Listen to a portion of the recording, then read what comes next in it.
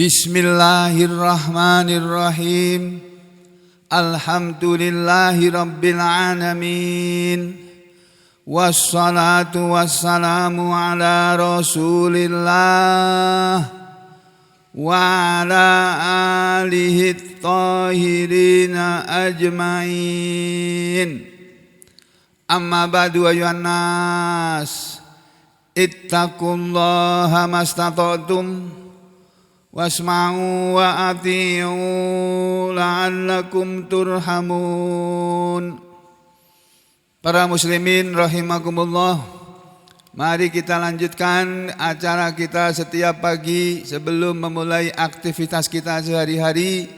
Terlebih dahulu menunaikan kewajiban utama dalam hidup ini, melaksanakan perintah Allah, salat subuh. Diusahakan untuk berjamaah di masjid atau di musola di tempat tinggal saudara-saudara sekalian. Kemudian sesudah sholat kita luangkan waktu kita untuk Allah Subhanahu wa ta'ala dengan memperhatikan ayat-ayat Allah yang sudah diturunkan kepada Nabi Muhammad sallallahu alaihi wasallam. Karena inilah pedoman hidup kita sebagai seorang muslim.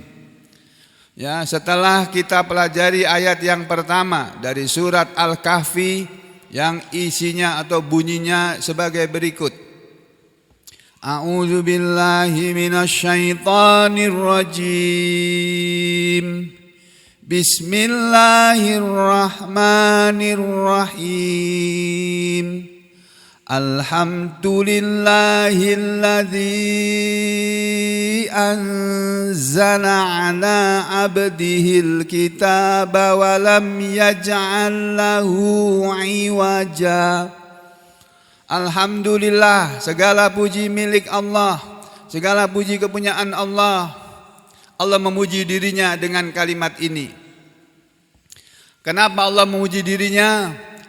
Karena kata Allah, dialah alladzi yang anzala telah menurunkan ala abdihi kepada hambanya yaitu Nabi Muhammad sallallahu alaihi wasallam, telah menurunkan al-kitaba Al-Qur'an. Walam yaj'al, dan dia tidak menjadikan lahu baginya, bagi Al-Qur'an itu iwajan, kebengkokan.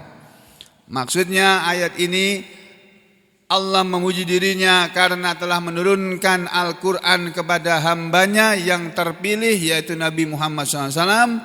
Dan Allah tidak menjadikan di dalam Al-Quran ini ajaran-ajaran yang bengkok. Ajaran-ajarannya semuanya lurus, mustaqiman. Bukan iwajan tapi mustaqiman, dalam keadaan lurus. Dan sekaligus ayat ini mengajarkan kepada kita bahwa Al-Quran itu adalah nikmat Allah kepada Nabi Muhammad SAW dan kepada seluruh manusia ini.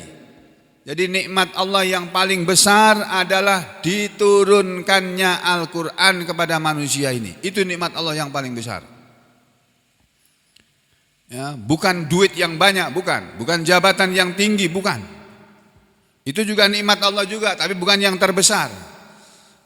Menjadi orang nomor satu di negeri ini atau menjadi orang terkaya di seluruh dunia, itu nikmat Allah, tapi bukan nikmat yang terbesar. Bahkan bisa menjadi bencana bagi manusianya tadi. Kemudian setelah Allah menyerangkan bahwa dialah yang telah menurunkan Al-Quran kepada hambanya dan tidak menjadikan ajaran yang bengkok di dalam Al-Quran, lalu Allah menegaskan pada ayat yang kedua, qayyiman liyunzira ba'san syadidan min ladunhu wa yubashshiral mu'minin alladzina ya'maluna as-salihat anna lahum ajran hasanah. Bapak-bapak, ibu-ibu dan saudara sekalian, kalau saja setiap muslim yang ada di Indonesia ini atau di seluruh dunia ini mau sedikit meluangkan waktu mereka untuk belajar Al-Quran, mempelajari Al-Quran, pasti niscaya mereka akan mendapatkan bahwa Al-Quran itu ternyata mudah. Tidak sesulit yang dibayangkan orang. Dulu ketika saya belum paham tentang Al-Quran, saya menganggap Al-Quran itu sesuatu yang sulit. Dan kalau saya ngaji selalu saya duduk di belakang. Sama seperti sampean ini. Kenapa? Karena takut disuruh ngaji itu. Takut disuruh baca Al-Quran. Sembunyi di belakang. Itu dulu. Saya baca Al-Quran, yang saya baca itu kalau baca Al-Quran saya baca tulisan Latin yang ada di bawahnya. Itu yang saya baca. Itu saya waktu SMA, tamat SMA dulu. Tapi dengan beriringnya waktu, dengan takdir Allah, dengan nikmat Allah kepada saya, Allah berikan kepada saya kepahaman Al-Quran ini. Alhamdulillah.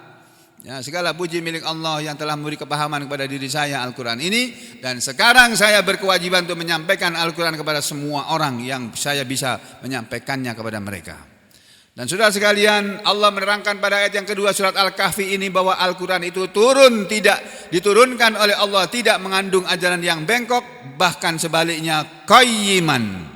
Al-Quran itu turun kepada Nabi Muhammad SAW membawa ajaran yang qayyiman, yang lurus. Untuk apa Al-Quran diturunkan? Liyundhira, untuk memberi peringatan. Peringatannya berupa ba'san syadidan. Al-ba'su al-adab. Al-ba'su ay al-adab. Ba'san syadidan. Al-Quran diturunkan untuk memberi peringatan kepada manusia akan adanya azab yang dahsyat, azab yang keras, azab yang besar. Miladunhu dari hadapannya, dari sisinya. Itu yang pertama. Selain Al-Quran itu diturunkan untuk memberi peringatan kepada orang-orang yang masih meragukan kepada Al-Quran atau bahkan tidak percaya kepada Al-Quran, yakni orang-orang yang masih kafir, masih mengingkari Al-Quran. Al-Quran ini diturunkan juga dengan tujuan, kata Allah, wa yubashshira. Ini loh Pak. Makanya kita membacanya tidak boleh salah. Di sini bunyinya yubashshira. Padahal kalimat ini bisa saja dibaca yubashiru, itu bisa. Seandainya tidak ada huruf lam di sini. Karena ada huruf lam di sini, liyundhira, ya. Lalu di belakangnya wa yubashshira, ya, artinya wawu di sini wawu atofnya ke sini. Nah, gitu loh. Ya. Al-Quran diturunkan untuk memberi peringatan akan adanya azab yang keras, azab yang besar, azab yang berat, azab yang amat sangat berat dari hadapan Allah. Dan yang kedua, wa yubashshira maksudnya begitu. Dan Al-Quran diturunkan untuk memberi kabar gembira kepada al-mu'minina, orang-orang yang beriman. Siapa itu orang-orang yang beriman? Orang-orang yang beriman adalah alladzina ya'maluna shalihat.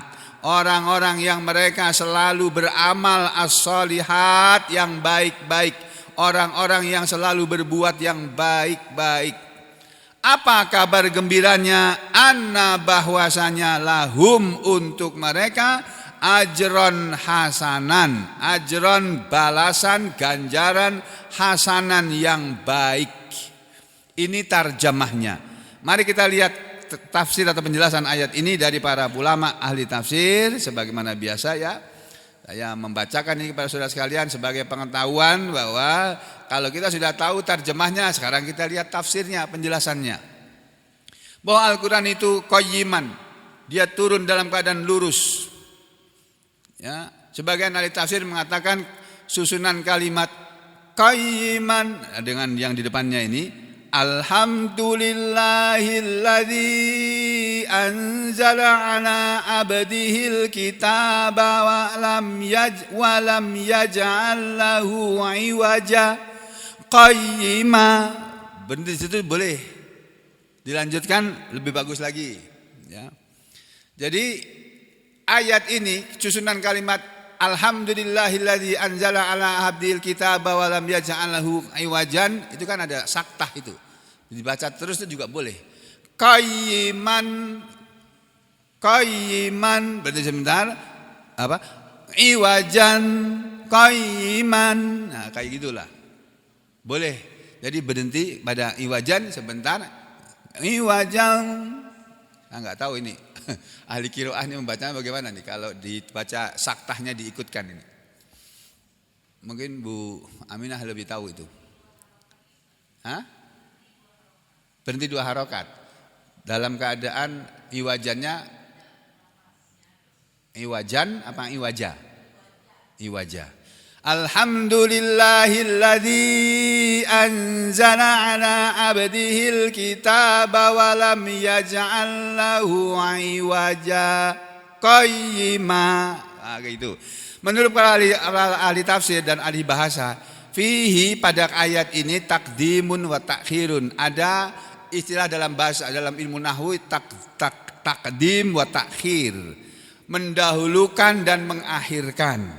Maknahu, jadi makna kalimat ayat 2 ini kalau dihubungkan dengan ayat yang pertama, ayat nomor 1, maknanya adalah alhamdulillahilladzi, segala puji bagi Allah, milik Allah yang anzala, telah menurunkan ala abdihi, kepada hambanya, alkitab itu qayyiman, yang lurus. Nah, begitu.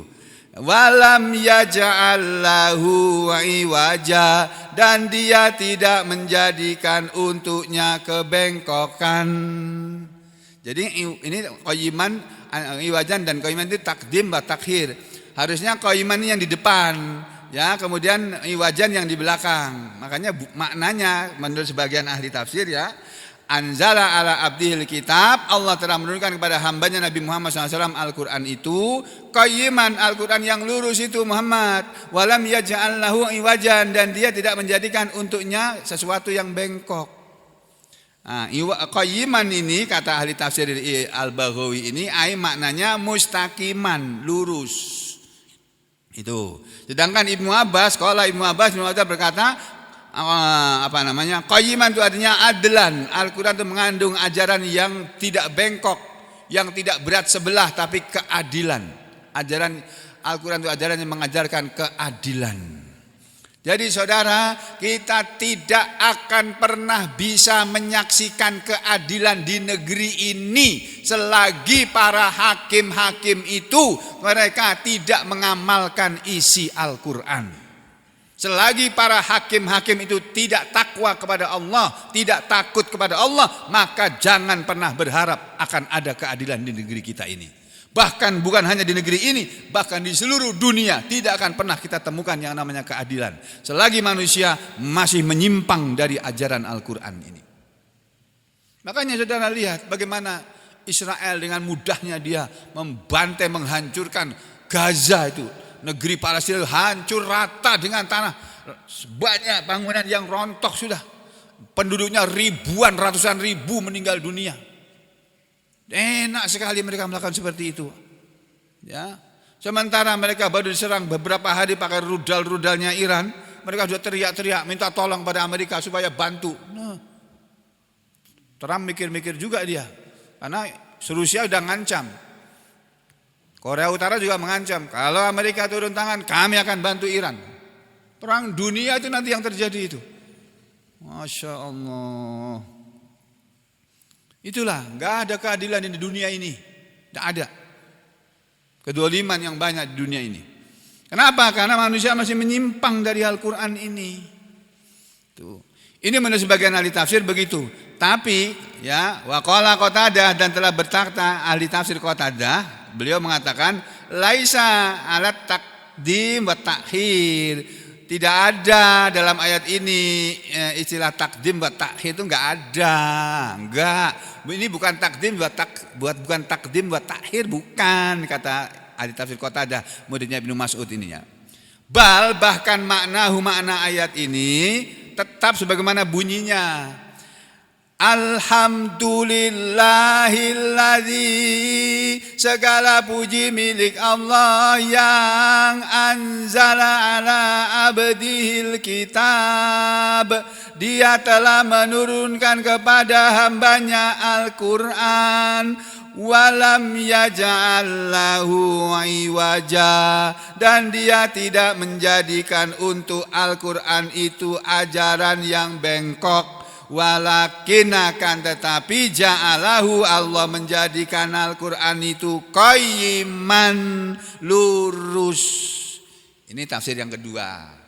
Ya, jadi begitu Bapak Ibu sekalian pemahaman penjelasan para ahli tafsir tentang ayat ini. Ya, bukan hanya Al-Qur'an itu tidak mengandung ajaran yang bengkok, bahkan ajaran Al-Qur'an itu lurus, walam yakun dan tidak ada mukhtalifun, ajaran yang berselisih, yang kontradiksi itu enggak ada dalam Al-Qur'an. Enggak ada ayat Al-Qur'an itu yang bertentangan itu enggak ada. Yang bertentangan itu otak manusia ini, pikiran manusia ini, pikiran orang yang membaca Al-Qur'an tapi tidak paham. Lalu menganggap ini Al-Qur'an ini kenapa ayat ini berbeda dengan ayat itu, kenapa ayat ini bertentangan dengan ayat itu.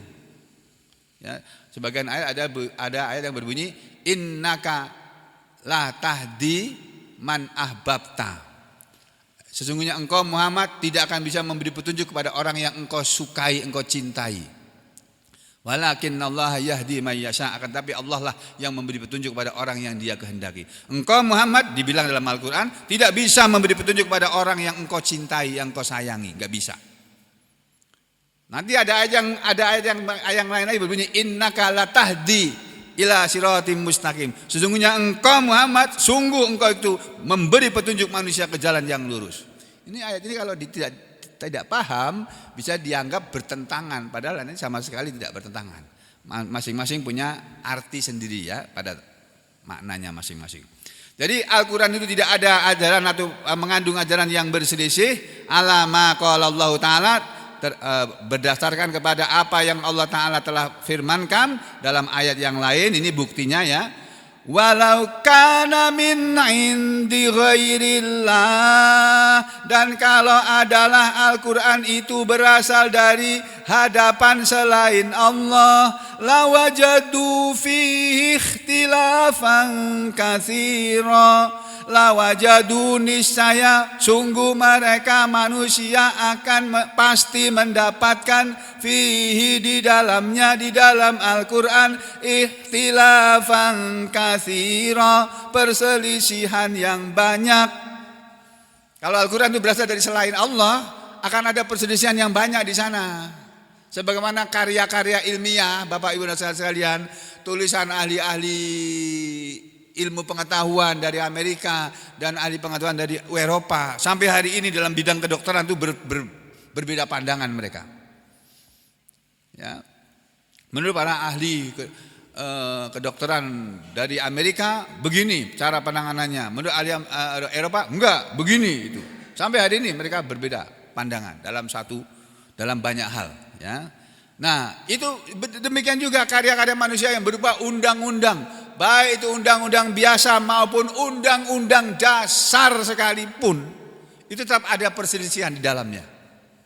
Ya, nah itulah karya manusia. Tapi kalau Al-Qur'an itu bukan karya manusia, itu karya Allah itu, kalau saya boleh mengatakan seperti itu. Itu firman Allah, kalamullah, bukan omongan sembarang orang, bukan omongan orang, tapi omongan Allah, kalamullah, firman Allah.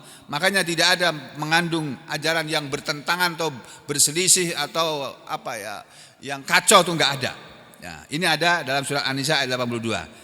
Wakilah dan dikatakan oleh sebagian ahli tafsir, makna kalimat walam yaj'allahu iwaja, dan Allah tidak menjadikan untuk Al-Qur'an itu kebengkokan. Maknanya kata sebagian ahli tafsir, lam yaj'alhu, Allah tidak menjadikan Al-Qur'an itu iwajan, maksudnya makhlukon. Al-Qur'an itu bukan makhluk, tapi juga bukan kholik. Kalau al-kholik kan Allah. Al-Qur'an itu bukan makhluk. Al-Qur'an itu kalamullah, firman Allah, bukan makhluk seperti kita ini, bukan. Ya. Waruya an Ibnu Abbas, dan telah diriwayatkan dari Ibnu Abbas fi qaulihi, tentang firman Allah bahwa Al-Qur'an itu Qur'anan Arabiyyan ghaira dzi iwaj. Ini bandingan dalam ayat yang lain, ayat yang sebanding dengan ayat 1 dari surat Al-Kahfi itu ya. Quran itu adalah bacaan Arabian yang berbahasa Arab, ghaira dzi iwajin, tidak mengandung kebengkokan, tidak mempunyai kebengkokan, tidak ada ajaran bengkok dalam Al-Qur'an ini. Ini dalam surat Az-Zumar ayat 28. Ai ghairu mahlukin. Nah, ini menurut tafsir Al-Baghawi. Menurut tafsir Ibnu Katsir, ayat yang kedua dari surat Al-Kahfi ini maknanya adalah Al-Quran itu diturunkan oleh Allah kepada Nabi Muhammad sallallahu alaihi wasallam mengandung ajaran yang qayyiman, yang lurus. Qayyiman ay mustaqiman. Apa itu mustaqiman? Apa itu lurus?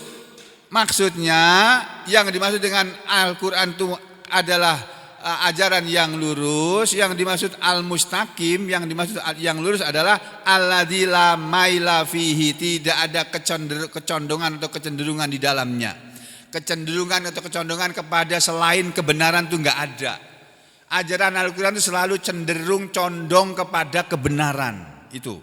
Ya, atau al-qayyim. Al-Quran itu lurus, itu maknanya adalah lurus bimasolihil ibad, dalam kebaikan seluruh hamba-hamba Allah ini, baik dalam seluruh urusan hamba-hamba Allah, baik urusan ad-diniyah, urusan agama, wa dunyawiyah, maupun urusan duniawi. Jadi segala ajaran dalam Al-Quran yang berisi tentang keduniaan, tentang duniawiyah, tentang keduniaan maupun tentang ajaran agama, itu di dalamnya ajarannya lurus semuanya. Enggak ada yang bengkok, enggak ada yang salah, enggak ada yang berselisih, enggak ada. Ya, itu makna lurus di situ. Lurus itu maksudnya ya tidak ada condong kepada yang jelek, yang jahat, yang macam-macam, enggak ada.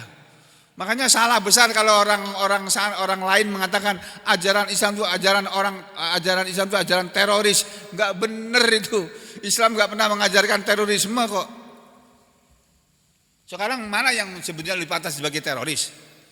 Orang Islam atau yang membantai orang Palestina itu? Atau yang membantai orang-orang Islam di mana-mana? Orang Islam itu banyak dibantai di mana-mana loh. Sementara orang Islam enggak pernah membantai, itu enggak pernah.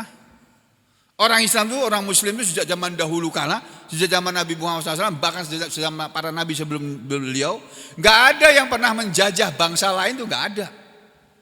Bangsa Arab enggak pernah menjajah bangsa lain, enggak ada. Yang ada ya Inggris menjajah bangsa lain. Inggris itu negara jajahnya banyak di mana-mana itu. Sehingga dalam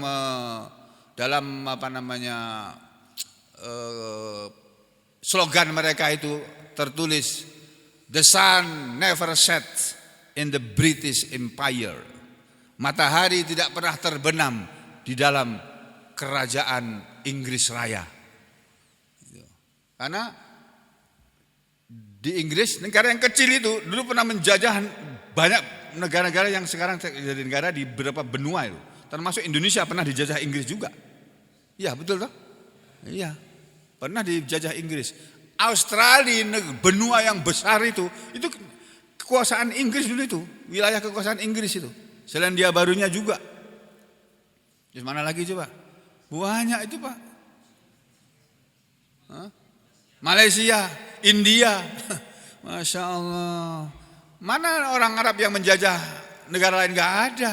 Orang-orang Arab, keturunan Arab yang ada di Indonesia, ya, orang-orang keturunan Arab yang ada di Indonesia sama dengan orang-orang Tionghoa yang hidup di Indonesia, itu sama saja kedudukan mereka, sama warga negara Kesatuan Republik Indonesia kalau sudah jadi warga negara kita.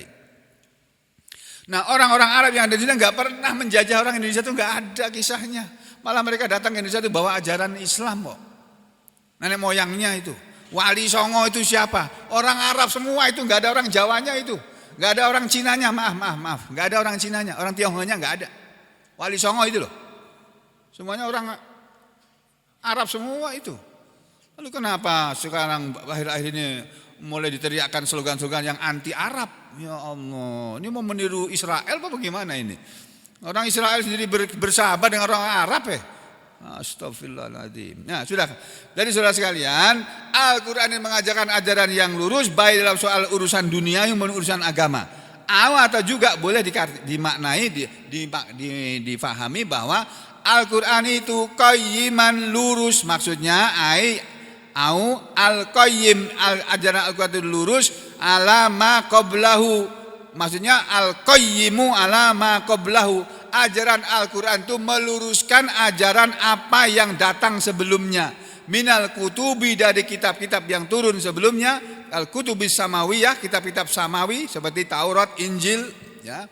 Jadi Al-Quran itu yang meluruskan ajaran yang ada dalam Injil dan yang ada dalam Taurat yang tidak benar, yang tidak lurus, diluruskan oleh Al-Quran. Ya, contohnya kalau dalam kitab Injil yang difahami, diyakini oleh saudara kita sebangsa tanah air yang beragama Nasrani, mereka meyakini bahwa Isa Al-Masih itu adalah Tuhan atau anak Tuhan atau Tuhan yang menjelma menjadi manusia. Itu dalam ajaran Kristiani seperti itu, ya. Nah, dalam ajaran Islam beda. Isa Al-Masih itu manusia biasa yang lahirnya luar biasa. Caranya sama seperti Nabi Adam alaihissalam, itu manusia biasa yang diciptakan langsung oleh Allah tanpa ada bapak dan tanpa ada ibu. Sedangkan Nabi Isa Al-Masih itu adalah manusia biasa yang diciptakan oleh Allah tanpa melalui proses seperti manusia yang lain. Tidak ada bapak, adanya ibu. Makanya namanya Isa bin Maryam. Isa putranya Maryam. Bapaknya enggak ada. Kenapa bisa begitu? Ya bisa saja, Allah Maha Kuasa kok. Ya, jadi dalam keyakinan Islam, Isa Al-Masih itu adalah Rasul Allah, Nabi Allah. Nanti ayatnya ada dalam Al-Quran, ya. Ini keyakinan Islam, ya. Kita tidak ikut campur tentang keyakinan orang lain. Orang lain yang meyakini berbeda, silakan aja.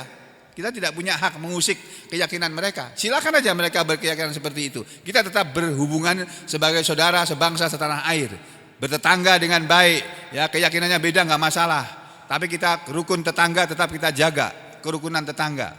Dalam satu RT, dalam satu RW, dalam satu kelurahan, dalam satu kecamatan, bahkan dalam satu kabupaten, kota maupun provinsi maupun negara kesatuan Republik Indonesia ini. Kerukunan beragama tetap kita jaga. Ya, yang mau merayakan Natal silakan merayakan Natal, yang merayakan Idul Fitri silakan merayakan Idul Fitri dan seterusnya. Tanpa ada permusuhan, tanpa boleh ada permusuhan atau saling menyerang antar satu pemeluk agama kepada pemeluk agama yang lain. Itu yang diajarkan oleh Islam. Lakum dinukum waliyadin. Untuk kalian agama kalian dan untukku agamaku. Gitu. Islam mengajarkan seperti itu. Jadi kita enggak boleh mengganggu keyakinan orang lain. Silahkan sudah berkeyakinan seperti yang sudah yakini. Kami punya keyakinan sendiri, ya. Yang tidak usah dipermasalahkan, karena nanti yang akan menjadi hakim adalah Allah Subhanahu wa taala sendiri. Makanya makna ayat Al-Qur'an qayyiman, Al-Qur'an itu lurus. Lurus maksudnya lurus ajarannya, lurus dalam hal mengatur urusan dunia maupun agama, dan lurus dalam hal meluruskan ajaran yang sebelumnya yang keliru, yang ada dalam kitab-kitab samawiyah sebelumnya. Muhaiminan, makanya ada ahli tafsir mengatakan qayyiman itu maksudnya muhaiminan. Muhaimin itu artinya yang menjaga. Allah itu al-muhaimin. Allah itu yang maha menjaga. Pak Muhaimin harusnya juga orang yang menjaga itu, ya. Menjaga apa? Ya menjaga keluarganya lah, nomor satu. Yang kedua menjaga partainya kalau dia punya partai. Tapi yang terjadi pertama diporak-porandakan. Udah kembali ke sini saudara sekalian. Jadi Al-Quran itu mengandung ajaran yang berisi penjagaan alaiha, atas kitab-kitab yang turun sebelumnya. Ini menurut tafsir Fathul Qadir yang disusun oleh Imam Asy-Syaukani rahimahullah. Lalu kalimat berikutnya, liyundhira ba'san syadida. Al-Quran itu diturunkan untuk memberi peringatan berupa adab yang pedih. Maksudnya liyundhira bi ba'sin syadidin, untuk memberi peringatan adab yang pedih. Ini menurut tafsir Al-Baghawi. Kalau menurut tafsir Ibnu Katsir, liyundhira ba'san syadida. Al-Quran diturunkan untuk memberi peringatan akan adanya adab yang pedih, adab yang berat, yaitu liman khalafahu. Azab yang pedih akan menimpa kepada siapa saja yang menyelisihi Al-Quran. Siapa saja sudah, gak peduli mau kiai mau bukan kiai, mau ustadz atau bukan ustadz, mau habib atau bukan habib, yang menyelisihi Al-Quran akan diazab oleh Allah. Itu. Bukan hanya Allah akan mengadab liman khalafahu, kepada orang yang menyelisih Al-Quran. Wa kadzabahu, dan orang yang mendustakan Al-Quran juga akan diazab. Walam yu'min bih, dan orang yang tidak beriman kepada Al-Quran juga akan diazab oleh Allah. Itu menurut berita dalam Al-Quran ini. Ya, yundiruhu, Al-Quran memberi peringatan kepadanya, ba'san sadidan, dengan adab yang pedih, yang besar, yang berat, ya uqubatan ajilatan, bisa berupa adab yang segera, fid dunya, di dunia ini, wa ajilatan, dan bisa berupa adab yang yang ditunda, fil akhirati, di akhirat nanti. Jadi pokoknya manusia selagi menyelisih Al-Quran, mendustakan Al-Quran, tidak beriman kepada Al-Quran, pasti akan diadab oleh Allah. Kalau tidak di dunia, di akhirat nanti. Nah, makanya kita yang sudah mengaku beriman kepada Al-Quran ini, jangan menjadi orang yang mendustakan kepada Al-Quran. Ya, karena Allah sendiri yang akan menurunkan adab itu, memberikan adab itu. Dikatakan dalam kalimat berikutnya, miladunhu, adab yang pedih tadi dari sisinya, ya, min indihi dari hadapannya. Ini dalam tafsir Al-Baghawi. Miladunhu, ini Ibnu Katsir menerangkan kata-kata, dan Al-Quran itu memberi peringatan adab yang pedih dari sisinya, ai min indillah, miladunhu maksudnya min indillah. Alladzi, yang Allah itu la yu'adzibu adzabahu ahad. Kalau dia sudah mengadab kepada manusia, la yu'adzibu adzabahu ahadun, tidak bisa mengadab seperti adab Allah ahadun, seorang pun. Seperti dalam surat Al-Fajr itu, ya. La yu'adzibu adzabahu ahad wa la yuthiqu wasaqahu ahad. Itu kalau Allah sudah menyiksa hambanya, tidak ada yang bisa menyiksa seperti siksaannya Allah, enggak ada. Manusia bisa menyiksa manusia yang lain, tapi masih kalah dengan siksaan Allah.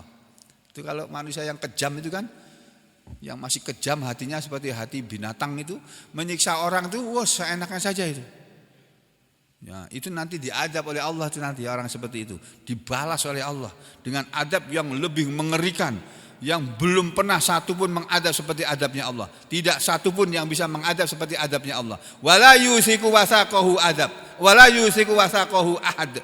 Dan tidak ada yang bisa mengikat seperti ikatan Allah seorang pun, satupun.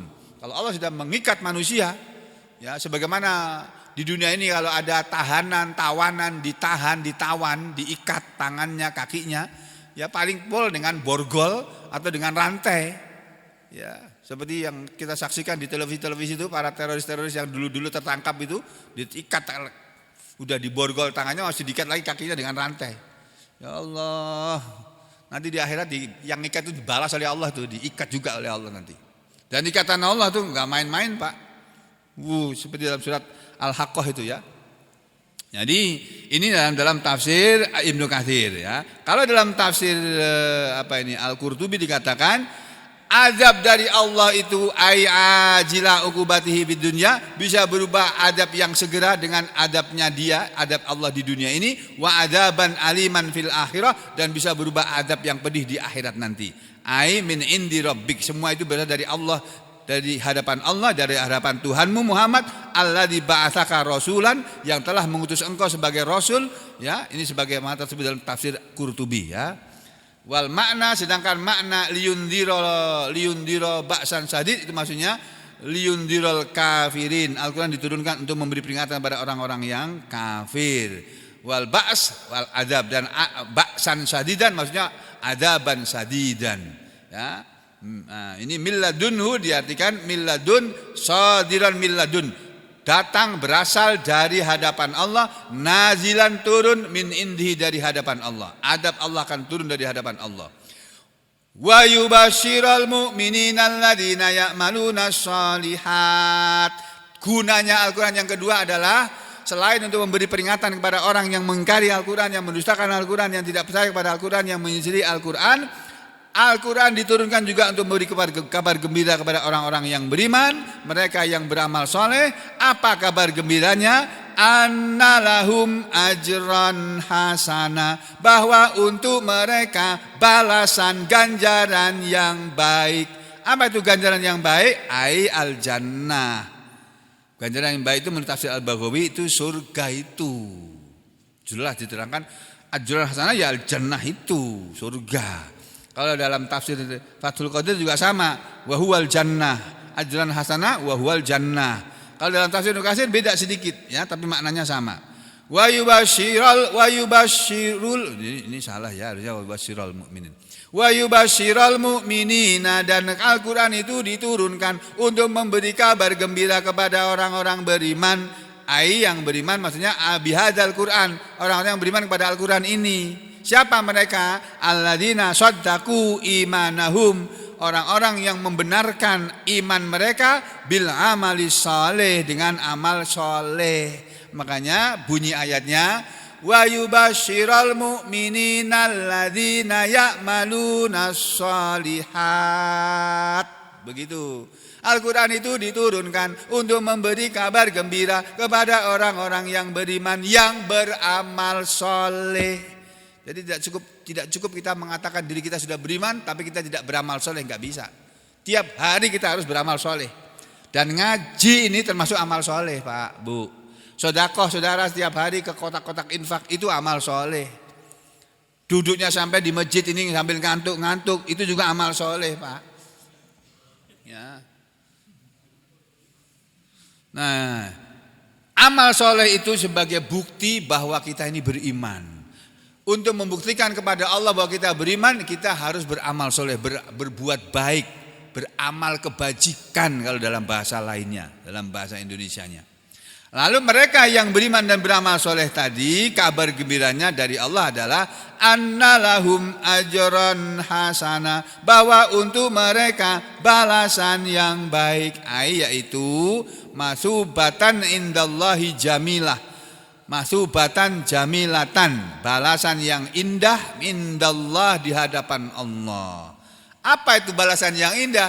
Ya ini kata Imam Al-Qurtubi, darul khuldi, tempat yang kekal, negeri yang kekal, rumah yang kekal, negeri yang kekal. Di mana itu? Di akhirat sana. Di dunia ini nggak ada rumah yang kekal. Rumah kita bisa roboh kok sewaktu-waktu kok. Kalau kena angin topan, atau kena gempa bumi, atau kena bom, naudzubillah min dzalik, atau kena rudal, hancur. Ya, kalau rumah di akhirat nggak ada, di akhirat nggak ada lagi bom-bom, itu nggak ada, Pak. Jadi tinggal orang menikmati hasil karyanya waktu di dunia kok. Kita nanti di akhirat ini tinggal makan, bersenang-senang saja di sana, Pak. Nggak ada sedih lagi, nggak ada. Nah, kalau di dunia ini ada sedih, ada susah, ya sudahlah kita jalani, kita nikmati. Sedih kalau dapat uang, susah kalau nggak dapat uang. Ya, sedih kalau anaknya nggak lulus diterima di perguruan tinggi, senang sampai meloncat-loncat kegirangan karena anaknya diterima di perguruan tinggi negeri. Wa ma adraka ma perguruan tinggi negeri sih? Wa ma adraka perguruan tinggi negeri. Apa sih perguruan tinggi negeri itu? Yang dibanggakan itu apa sih? Yalah, Pak. UGM itu loh, lagi masalah sekarang ini. Tempat aku kuliah itu, gara-gara satu orang itu. Ya. Jadi saudara sekalian, Bapak Ibu saudara sekalian, kita tidak perlu membanggakan kita ini kuliah di perguruan tinggi negeri atau swasta. Itu semua nggak perlu dibanggakan. Nggak ada yang bisa dibanggakan, Pak, Bu, kalau kita tidak beriman, kalau kita tidak beramal soleh.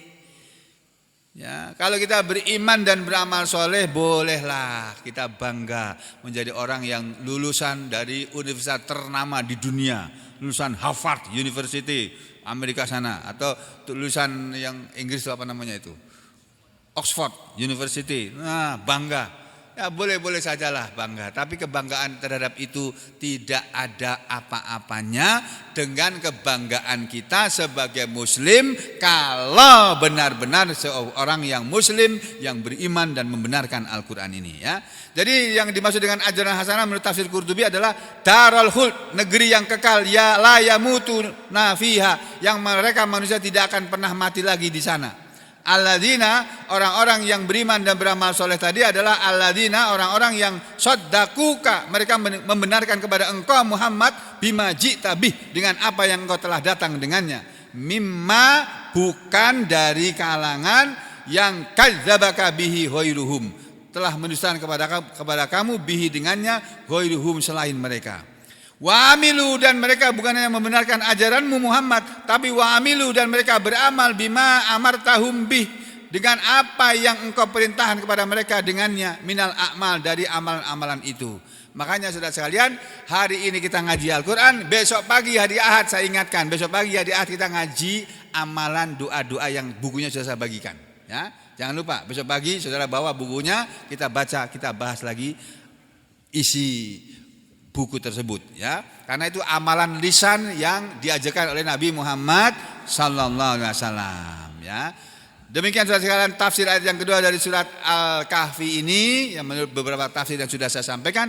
Mudah-mudahan Allah memberi kepahaman kepada kita semuanya, kepada Al-Quran ini, memberi ketenangan hidup, memberi kemudahan dalam hidup ini, memberi kepada kita semuanya, orang-orang yang beriman dan beramal soleh ini, baik yang berada di masjid ini maupun yang ada di luar masjid sana, yang mendengarkan suara ini. Semoga, ya, hamba berharap kepada Allah, saya berharap kepada Allah, Allah memudahkan segala urusan kita, baik urusan dunia maupun urusan akhirat, baik urusan rumah tangga maupun urusan dinas kita, baik urusan kita bermasyarakat maupun bernegara, di negara kesatuan Republik Indonesia ini, baik dalam urusan kita, di dalam semua urusan.